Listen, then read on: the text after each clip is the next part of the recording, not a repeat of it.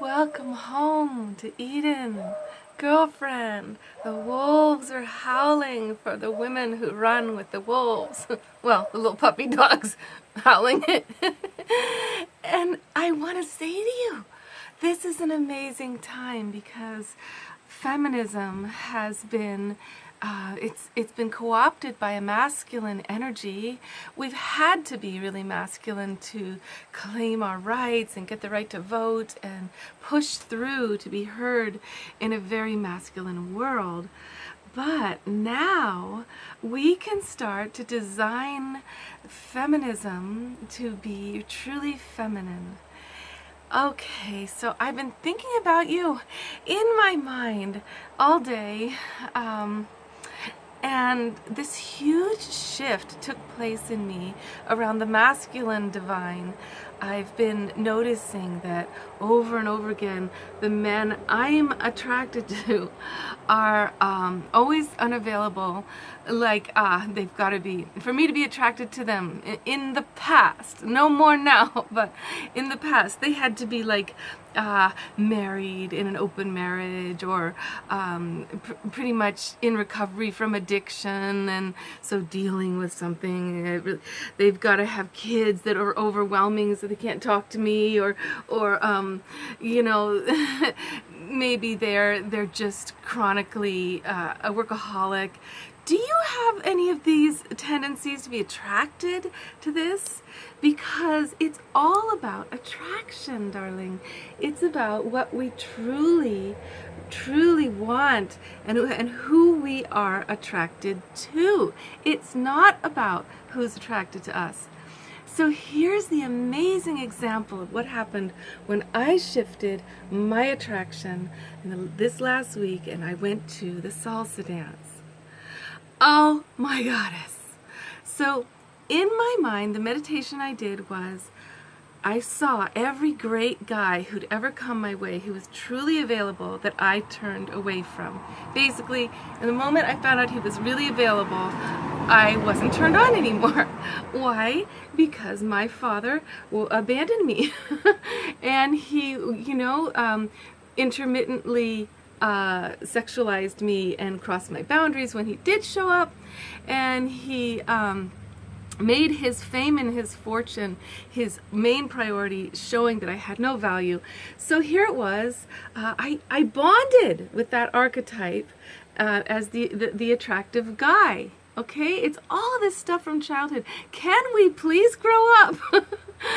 Yes, it just takes consciousness, right? Choice, seeing, the willingness of self-observation to see our ridiculous tendencies. And just in seeing it, just the fact that I actually really saw myself for this last guy that I was so excited about, and I thought he was so connective. He was Brazilians, like, I really get along with that culture, and so next thing I know, he's totally unavailable. He's in a big drama with his family and who knows what, and I'm like, still hanging on, like, you should call me, and I'm like, wait a second, this is the shift. Okay, I shifted and I went in this meditation where every man I ever turned down, I said yes to.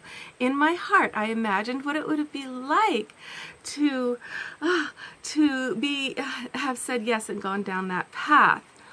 Then I went to the salsa dance. Okay, and I kept this meditation in my mind. Connectiveness is sexy. Anybody who's in connection energy has the right energy for turning on me. Now, suddenly, all of these extraordinary, high-quality guys with amazing, brilliant intellects, extraordinary dance ability, great social skills, all the guys that I had been wondering, why did they always dance with me so quickly and then just sort of walk away and no connection, and why don't they really like me? The reason is men can read your attraction truth. So they were reading all along. They could read that I was attracted to them only if they cut off and were cold and distant and didn't maintain connectivity, because that has been my turn on. And so I subliminally gave them the messages to shut down, cool off, turn away, and don't stay in connection. So when I kept this thought going, connectiveness is sexy, continuation of closeness is relevant, the only relevant friendship and love for me. These guys danced with me in a whole new way. They looked in my eyes. They grabbed me instead of me grabbing them. They danced with me numerous times in the same high level of passion. They entered conversations with me about how I am and what my life is about. And there was also, you know what there was? There was a sweetness of friendship energy, less about the drama of let's stay so aloof and let's be so cool, right? Much more human, much more willingness to reveal themselves as I had put out this message. You are good. So what you're saying is, when you change that message in yourself that you want connectivity, you're saying, you, man, are good. You are safe. You are worthy of my time. I'm safe with you to be myself. I want to know you. Because the reason we want distance, one of the main reasons, is the fear of what's happened to us in the past with the unfortunate men that we have been attracted to or that we experienced in childhood that wasn't really our fault. It's just what created our imprint, right? So I'm always afraid of my creative time being taken away because I have so much art to create. You know, I'm afraid of a guy keeping me from dancing, because dancing with partner dancing is an ecstatic joy for me. I'm afraid of him just lolling around, making messes, and bringing me down into some low state of mind when I'm really working on high enlightenment. You know, I'm afraid of road rage and the way guys just express their rage. You know, when they're not being responsible for their energy. But listen, I'm suddenly getting this. The guys who would do all those things, cross my boundaries sexually and abandon me and hurt me and break my heart, all that profile goes with a guy who breaks connection.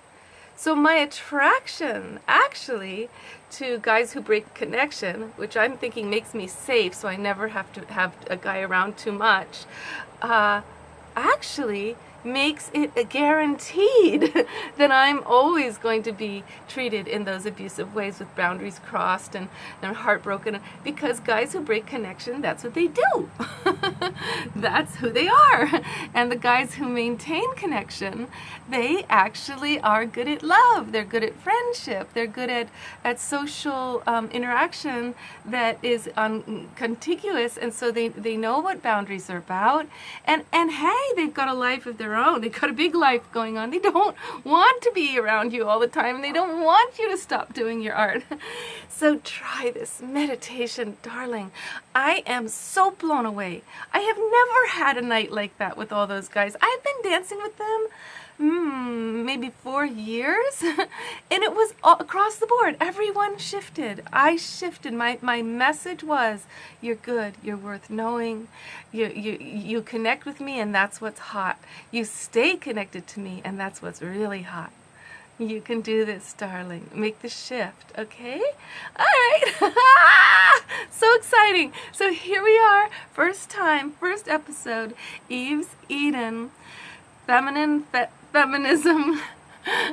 Garden. I don't know. I'm working on the name, but it's for the feminine feminists to finally have her power, our power, on our own terms without giving up our femininity. My neighbor here said to me, feminine feminist? I'm thinking maybe I'll name the show that. You know, he said, but those are two oxymorons. Those are two opposites. Isn't that tragic? That feminism sounds like the opposite of feminine? How can it be feminism if it's not feminine? If it's not about us and our energy as we are and as we want to be? course we don't want to be like guys to have our power. Of course the ERA isn't passed yet if we think that's what it is, because our power is our femininity. Our power is our joy. Our power is our sexiness. Our power is in our mothering. It is all those things, and in our feminine dance with the masculine, where we allow him to provide for us in whatever ways we want to be provided for, not necessarily financially, but that dance of being provided for by the fierce and beautiful, loving masculine. Oh, now it's safe to have the ERA, because we are not giving any of that up. We're actually making it more clear what that dance is about. Okay? Okay, much love, darling. Tune in to me here. Subscribe to this channel. So much more to share with you, darling. Okay, love, light. Eve's Eden. Just put that in. Just put Eve's Eden, and then something, it'll come up. It'll say like pussy pleasure dialogues, maybe, or feminine feminism, or along with Eve's Eden. Okay, much love.